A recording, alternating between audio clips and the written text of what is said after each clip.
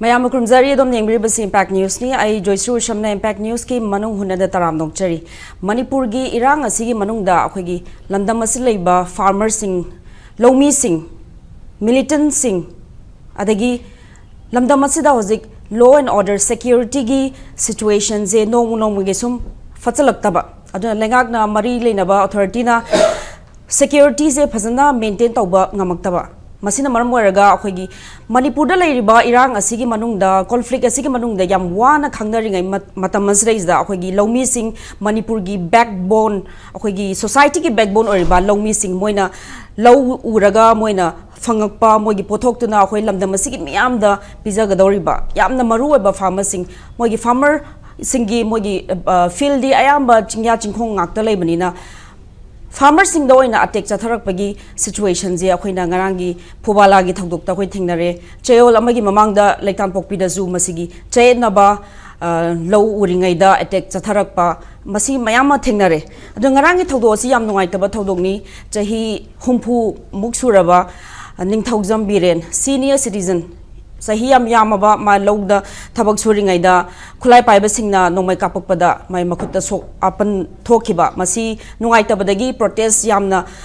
agitation Mayamas Tokre, Aduga, Asum Nakal Amurumda, Low Sudan Leramba, Kukinupi Amasu, was a Central Security Forcing na, was a militant sing boy crossfire Tawada, no way Panduna Lakidaba, Aduna. Militant singna toktorokpa moigi thabak thawong haidi akhoigi society da chatnaba yadraba militant singi thawong asina icham chamjaba low sudana leijaba michamda attack torokpadagi misi mina aswapan thokibagi thawdo asi mayamna condemn tawnarakli aduga Labour situations akhoi Manipur gi lengakna security personnel singna mafam adu laina sikumba thoganing daba thogdo asi prevent taw ngamdaba masi yamna ninghanaba nungaitaba thogdo amani haina phongdoladuna CSO mayamna pendaba kholaw mayam ama longnari aduna ngasi khon pujari ba topic asi conflict in the fields Hiramasida Manung Huna Kana Binaba Lengshin Biriba Kwegi, panelist na Han Bada Haki Right Makta Lengshin Biri, Oza Professor W. Nabakumar, former head Department of Anthropology, Manipur University. Oza Bataram Nokchari. Kurumzari ma'am. Matangda Lengshin Biriba Kwegi guest na CCSK ki President Obiriba Oza Jeetendra Ningomba. Oza Bataram Nokchari. Kurumzari. Ngasi akhoi Manung Huna si minute mangarom kitang thengdakre habadi akhoi Oza Jeetendra ngaijarambani sport ta hozingarangi thogok thokiba mafamduda yengchaluba chaluba du Oza bu ngaiba da kitang di thengdakre Oza akhoi discussion hodok chabaji sport ta chaluba da thengnarakpa adu paudam du miyam da khathambi yahan mada impact tv bu yengbiri popumna bu kok non kurumjari lona panelists obiriba yoza busu madi inkar obiri busu ikai kuno bujari akhoi अखोई मनपुर से कितंग कनु ओइगदब हाइदारे को शांति से piece से पुरपुसुंग ngamde पुरगनब खांगु खरन होनै अदुगा खरा मना शांति से थुकानेब होनै अदु हुचिंग ममांगदा इंकरना अखोई की वही परिंग अमदा यामना समना हाइगरे लैरिबा मनपुर की सिचुएशन सिदो ओरेगलिबा कुकी मिलिटेंट सिंग नमखोइना तौरइबा तंखांग कयार नाइना हाइदारे ममांगी हफ्तादा कोई लितान पोपीदा थोकिबा तौदोक अदुना मरम ओइदना Mayam Songi Tanzadu, the Narang, Tokale, Labuk, Paba, Labuk, Tiba, Hagadra, Honorable Home Minister, the Minister of Home Affairs, Makedi, the Lady Ba, suspension of operation, the Lady Bukangu Sing say, Mokusi Kamung, treatment of the having Mutunda, Matang the Ankana, Mokuyu Tizin Mamali, Sung Tabu and Tabu Mali, Koyum site suspension of operation, the Lady Bukangu Sing say, Makoin Gi Kahenba, Lisset, Mokogi activities, Aduna Maramudina Mokusi, Akoi the Militan Mahidra, Akoi terrorist, I why the season at a bunny. Duna, terrorist I posi, Masu, Makoi, what is Hanagadabonate, what is Hanabigano, Hanjan, Hira Pawuda, Kuikuidana, Akogi notice Kitongan ba, Makai Lady Ba, Akogi, insurgent Miam, what is Hanambaga, Aduki Iroinana, Kuiguatida, Mokogi, Kuki, Guatida, Kundaba, Kangu, Kuki, Singi, what is Harabotung, Aran, Kuikuidinamu. Minister of Home Affairs Makedi suspension of operation da Hana Leramba Equina Jungi Tankun Mambakan every Sahi Kodingi February Tankun Pandagi stop Toba Adu the extent of the Badu hang the lady Mopoto Equin hang the lady Bada mukoi kari tori na haiba matam da ngarang nanda thoki ba kanu gi matung ina mukoina condition amada hairi ba kangbu suda le ba kangbu singse hujik manipur gi valley ya koi bada le ba kem tara mari se masi gi manung da taret amadi laihanba aduga taret amadi akoi bagi majida leiba pose hongtu hanba haina yana ki bagi pot ama koin ugi aduga si ki iroina na ngarang si adugumba na kugi fobola gi manung da maning da kugi kulta bani adugi area aduda ko kenel ani high kenel ai bum ko low kenel ai high dinam lei aduga sigi low kenel sina kogi maitai singa hen naksuna puni high kenel dun mata ka kadbini sigi jaga sida akoi ngarang dinu ai tabu thokto mu toy ai bu thokto dun dum variant ko bom khakki magi khutta noi pan bagi mayam sigi impact tv su mayam noi unabi gre aduga impact tv gi kamu no sport salaga kan to bagi wari tenagre ado ngasigi update ta moina ngarang numidangi makoi kina ima moina pai bisin haisi yaragudi sigi thokdoksi ekoi peace pa mane edu bo peace tugari bu kamu sinse kanano kari gidamukdano haibigi matang da ngasi ekoi da khut hara banina hayeng pung tara mathoi fawgi manungda leibiribu manipur gi governor chief secretary aduga konogi security advisor amadi kono yauna dcp yauna hayeng chila akanda thoibu thokdogi matang da inquiry togadabani haidana amadi manipur miyam da football gi miyam da karino thoibu thokdogi matang da wai khara phongdokadabani karibo phongdoktragadi aduda phattaba thokdok tholakani haidana ima singna phongdokki lere same time ekoi Manipur gi leiriba kokumi gi coordinating committee of on Manipur integrity kokumi gi farmer team gi makai gi su ngarang sport sanga kanda hairiba pibum sida ekoi leiriba pibum si atubo tamne inquiry tawgadami haibi gi kanogi matung ina ngasi si ekoi gi aina kano tawjobada Manipur gi ekoi gi Bisimpur gi DC puja elamam yongna adugi SP yongna edisni SP yongna mapum adugi meira paibi gi amadi CCSK gi kamu yongna asai moi pungtara mathoi adoi de phamu panai tare meeting se asman some kind pamakanda atop civil society organization mayama kokobini sangba folks na singma mayam yoksela kanda achobo mifum pangthokre aina hundidi haiglu pung mari ga mintra ngadi haiglakpani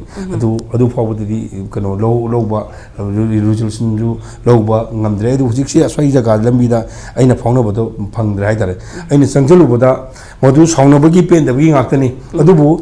thokdok che thoi da khoi gi local high canal lai bisida khoi gi jaga ju kamai thobano na ina samjlaga hangjabo tamda khoi gi jaga si ngarang gi thokdok thoi bo jaga ju gi khara muk sakhalaga singi jaga khaksalga mo gi low khare le ri ko low khare le adu gi mutung da wapan lai adu wapan gi khoi ji kano ching nei kramne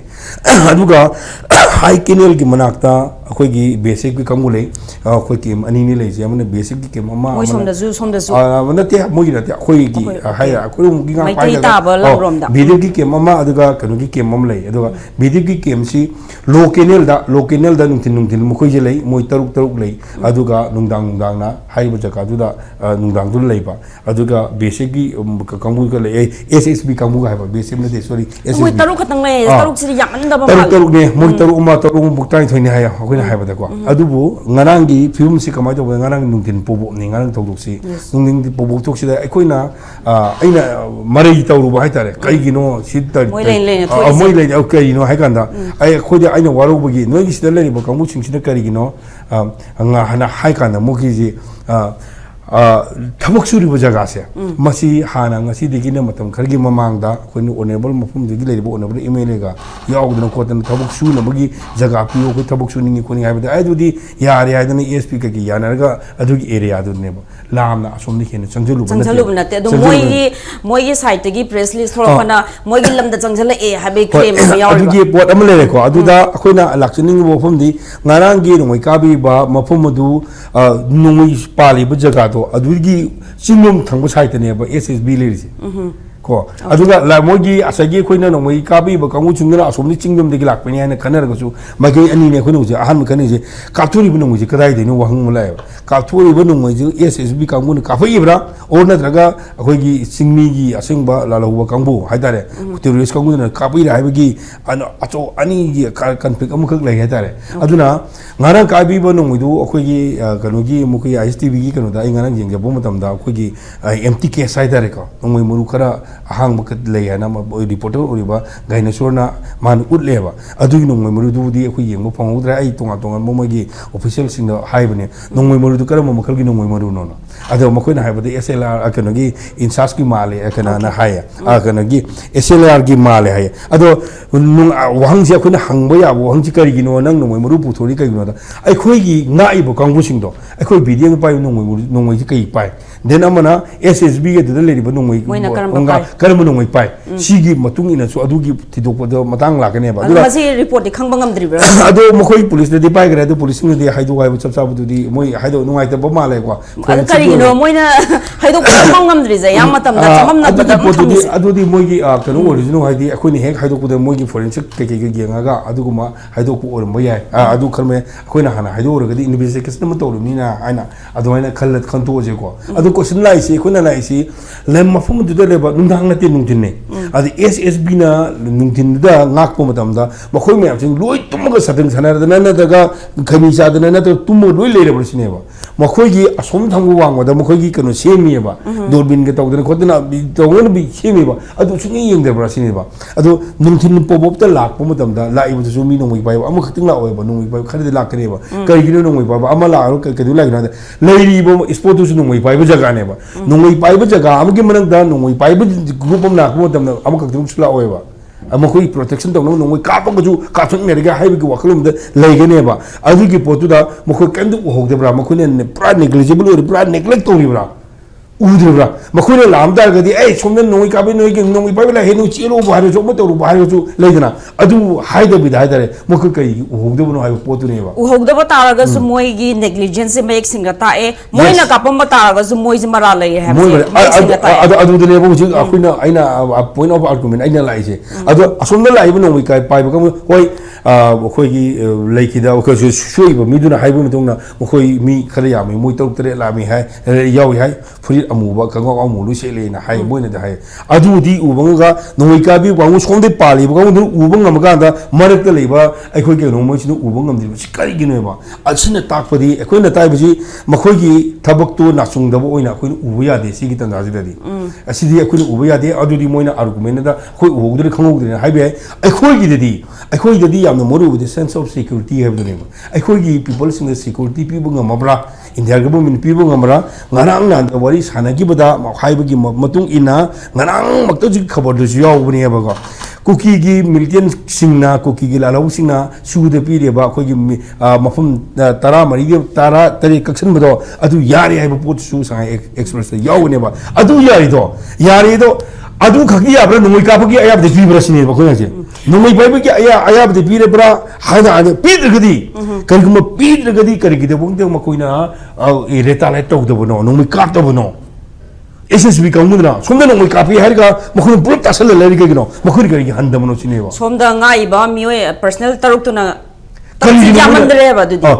ado nungoi pai ba se mi da nungoi pai ba mi am khak thatla lai ge ba nungoi pai ba mi kun kun ta sam jani changu ngam pon de ba mai nungoi pa lai lu si do ne ba adu ki pole ka de kari ge moi tau le kan kari ge kap to bono hai ba jine ba adagi oza swai jam ka hangjani bo hangna akhoi phangba pau da ngarang makso akhoi na pau da hab ki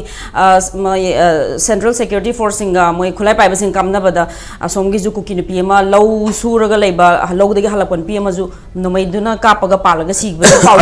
si jina kamaina yeng adugi potudi akhoi gi nongoi pare thok dukan da akhoi na hai ba se noi nongoi ka ba kano na nongoi ka ba hor ka da ni ko ka ba hor ka da khoi hinga jelo wan hai laure ye noi hinga jelo hai ye ado no khoi hinga jelo hai bi gi mota da khoi kai da gi na khoi mafam chana ri khoi lai ri thok bu ngam de kai gi na sine ba ado adugi wai do makhoi na si gi wai akhoi na pa mi podu season na debi da makhoi na kano to hai ba pot la ko ni na si gi tanja da khoi na lai je masidi gi saw ba ben da ba mayam sing dun haurak pane ba haurak pa digi mafum da achau ba irang to ya achau irang thol kan da akhoi gi lai ri ba akhoi gi praja sing na villager sing na saurakpaneaba saurakna kaidong leri haibadigi makhoi aduda tongana kon tawbu organi makhoi am sok combing operation ta thai adu organi khoi madu urubni khangdre adigi aingna ai hujiki khunjamana ingonda isada ingonda lirik poninga sije aina ma hujik soiba jaga se masigi jaga adu digi kitang ningthau kano da thinung rom changa ga haidare ko yamna nati khachik changa kanda wa khoi ge labu khale haibu labu du su thinung gi project khara thabuk shuru ge lei haiba adudedi pa sokte bida agu question nam laise asongi singda leba jaga adudi nomai kapte bida adu hen to changla ga somda thabuk subu ka nomai kapi je kari gi noi duneba aduna ta ji nomai kapi ju gi manakta ssb lei habidina aina raje conflict no gi theory na deko haire po tuneba aduna isingda chingni ningai gu oiba pot amadi lei haiba potu ai ahana gi smai tamjegi okay yam ngai je oza mathang gi wahanga se hak oza professor Nabakumar lakchage oza hojik Manipur da khoi gi farmers sing yamna wari eduga moigi land je cultivable land je cultivate to boya da na yam koina leira matungda authorities sing da security pibina ba haizer matungda maina tapna low subagi thabak chi chatharak ba horpani aduna Manipur gi maitei farmers sing especially chingya chingkhung leba moi je safe oidra base adu moi gi mathakta swaina attack chatharak base karam makhan gi pattern ubi bage oza moi gi security ji gi damakta pakhat pa lenga ki kano measures sing jida pen da basu mayam phongdoknari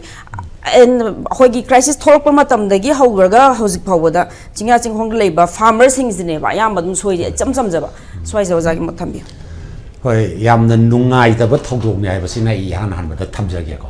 aduga aina adi suba point ta koi Jeetendra na su hai ri ba port si gi makha sa thar ko ina haizening ba si anyway security kangbu da gi kapak ban nongmai marubu oirasu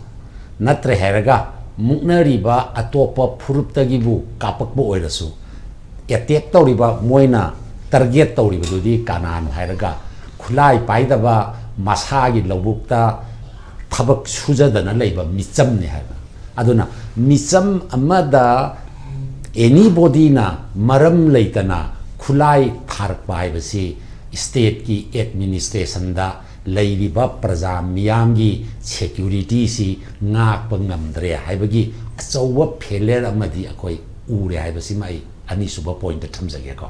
aduna masi constitution na piba poni adubu akoina housing lainari ba argument sida aina thamjening ba atopa wapa mama khakna akoi muknari ba atopa phurup ki miwoi singna haiba matamda makhoi gi lamda henjal e makhoi gi lamda henjal e haibagi wahai si yam toina season na ba ui ado masi gi wapam simadi khana ba yadaba aduga lauba yadaba posak ama khakne ai nai thamjage adubu Manipur gi leiba phibam sida akoina buffer zone na ngasai hairiba buffer zone si akoina kaino da di jure da buffer zone leiba yade hariga su de facto oina thabak oina tawdadi buffer zone leiba do na tawri lengang na haiba da leite di haiba buffer zone leite ma haiba aduga de facto da lerga na moigi lamda sangsal le haibagi pose la aga di buffer zone ma leiba do na leitra do asigi pose ngasi bauda settle tawbang ngamda basi government of India home ministry as well as haujikti laipa ki jukni su union government na pairamnina ministry ki aso failure ni haiba ma ai thamjage maramdi bharat ki संविधान अखोई the पीरी सी करिनोबु भारत की citizen अमना any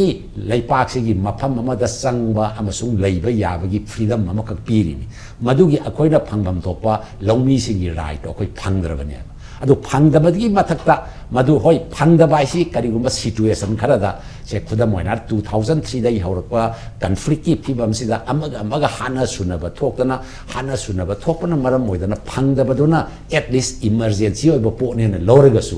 2003 दगी ngasi बाउ चथरइबा Iran सिगी इहौ सिदा शांति खरा खरा हंजलक्तना नोमै कामनाबगी थबकसे मतम कुइना लेपनरे अदुगा kari haini akoi kitang koi muknabagi sangje kara handare ena wari sababaw Delhi da natraga swai da lana da na wari sabi round ro kara pangda tana la aba matam masida adudagi se amuk lawmi singna su akoi ngasai koi encourage ibe manasu haibi baduni maramdi Manipur gi economy si agrarian economy ana law singuba da yumbham oiba law singuba da tangjabi economy ni akoi law singuba gi thabak se pangthok tragadi ꯈꯠꯅꯕꯅ ꯑꯩꯈꯣꯏ ꯆꯔꯥ ꯍꯦꯟꯕꯒꯤ ꯃꯊꯛꯇ ꯑꯃꯨꯛ ꯄꯣꯠꯊꯣꯛ ꯂꯩꯔꯛꯇꯗꯅ ꯑꯩꯈꯣꯏ ꯆꯔꯥ ꯍꯦꯜꯂꯒ ꯁꯤꯕ ꯌꯥꯕꯒꯤ ꯑꯀꯤꯕꯁꯤ ꯂꯥꯛꯏꯅꯤ ꯑꯗꯨꯅ ꯑꯩꯈꯣꯏꯗ ꯄꯤꯔꯤꯕ ꯏꯝꯄꯦꯛꯁꯦ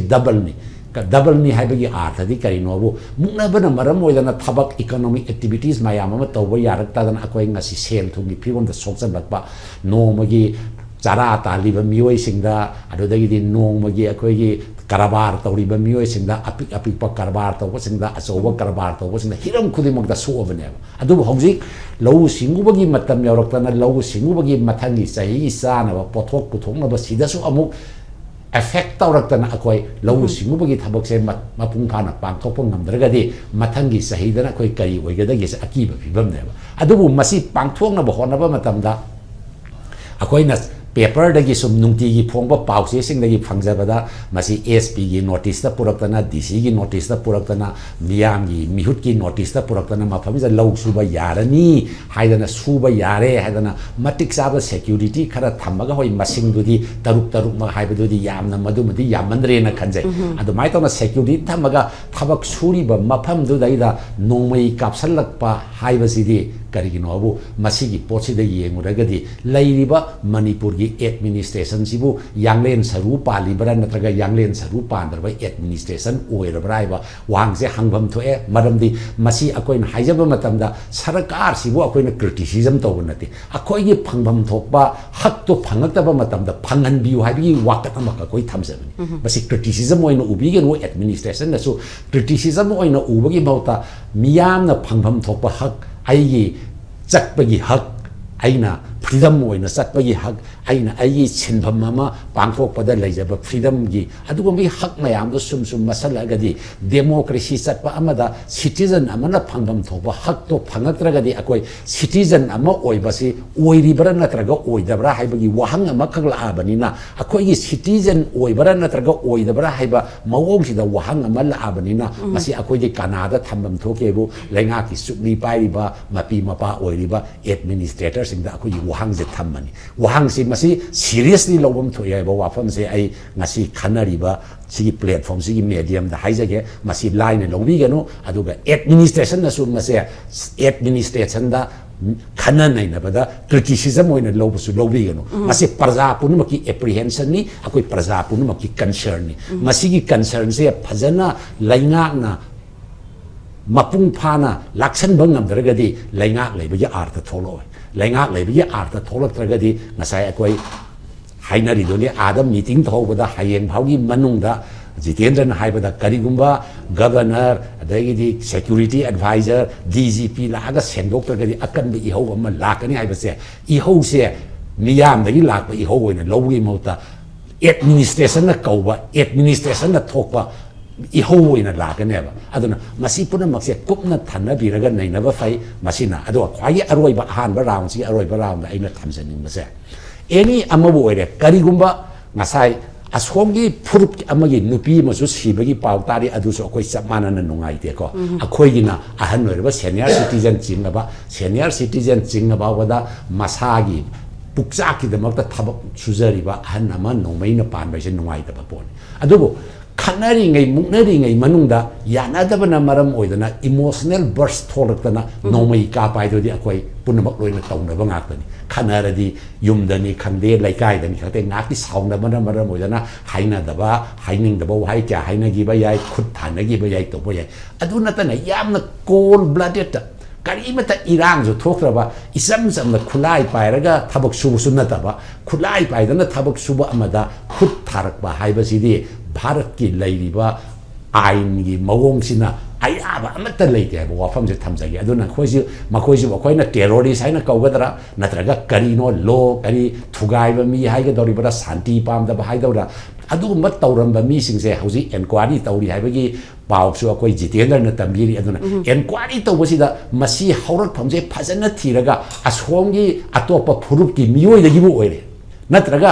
नाइबा सिक्योरिटी फोर्स तगिबो ओइरे तौरइबा मीसिंगसिदा अखोइगी मतिक चाबा आइनगी ओइबा चाइराक पिरगा सिगुम्बा थोकलिबा थबकसे अमुंगना थोक्तनबा सरकारना लौथोक्द्रगदि असिगुम्बा थबकसे हन्ना सुम थोक्द्र लैरगदि अखोइना शांति काइबगी महु शांति काइबगी थबकसे ethnic conflict gi santi kaibagi mauta ethnic conflict na taba atopa perspective gi su Manipur da santi hanjan mangam da ba tangdu leita ba hanjan mangam da phibam ma lakani phibam sidi administration gi pure total failure ni ai wafam thamjage masi akoi security gi lapses pau haijar roi security failure ni na thamjare pura failure ni aduga moi gi asom churachangpur site gi moina thadorok pa pau ama si akoi sei moina zo hai bazi adum mayek sing adum taab ne no mai zikrom de kapa ino je moina hai ji kukizo village volunteer sing na moi gi lam sida henjal laga maite aggressor sing na changjal lak padagi moina blank fire round khara kap ki bani simak si moi pau da hai ne hai re aduga masina mar moi raga kana moi total shutdown sung si kauri bani adu moi gi press release moi gi pau sida judum mayek sing adum takjaram ne moi volunteer sing na round ma kap ki habase han bada ai ni administration da thamjani wa fam se makhoi gi lam da henjal la e makhoi gi lam mai si kanana piba lam no makhoi gi lam hai ba ya bra makhoi gi leibam makhoi gi habitat hai ba dia aduga makhoi gi len hai ba dia dia ai su ai na leiba lam se ai gi lam na te sarkar gi lam admai taw na Manipur da leiba lam si magi hoi pata gi dokhol taw ba mapam or dia si gi mapam bau si ai gi leipak lam si gi boundary ne ne establish taw du di administration ne recognize taw bam thokte adugum ba thabak satha ba ya halaga di leiri irang si namthan na ba gi kari gumba measures mata lokatre ha bi sab mana adagi ngarang gi khogi ningthokjam biren na mana sujar ba magi district administration aya pira matung da changa ga changa subani mafam da makhoi gi lamni masi noi gi lam na te na tor agadi madudi ain na yada ba poni aduna ain na yada ba pot se masi sum sathan na leiragadi Aindu ngai ba administration de kadai sa khrage aindu bu kanana ba lei ba administrative machinery mayam do mangar bara artha thok tar bara adodi ain ngana ba machinery mayam da fail oira gadi Manipur da chaotic oiba ado kari haini amaga kari haini yamna tangdu leita ba punsi thon ba sidi miyam na thon ban natre sidai administrative failure na maram oidana irang thole haiba gi wafam je administration na masigi mapung oiba responsibilities and lobam to ya wafam je thamse